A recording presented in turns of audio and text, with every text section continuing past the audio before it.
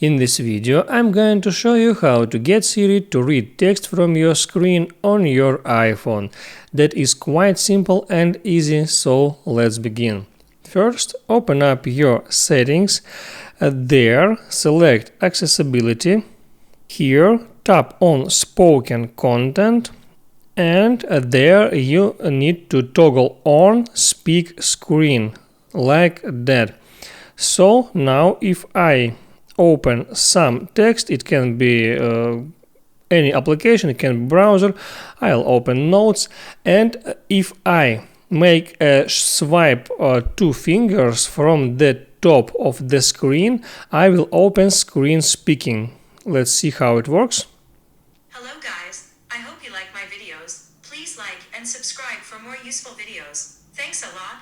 As you see, this text was read by Siri, and during the reading, Hello guys. you see that you can pause reading and you can also change the reading speed if you want to faster or slower reading speed. So guys, that's how this feature works, and I hope it helps you. So before you go, please like and subscribe.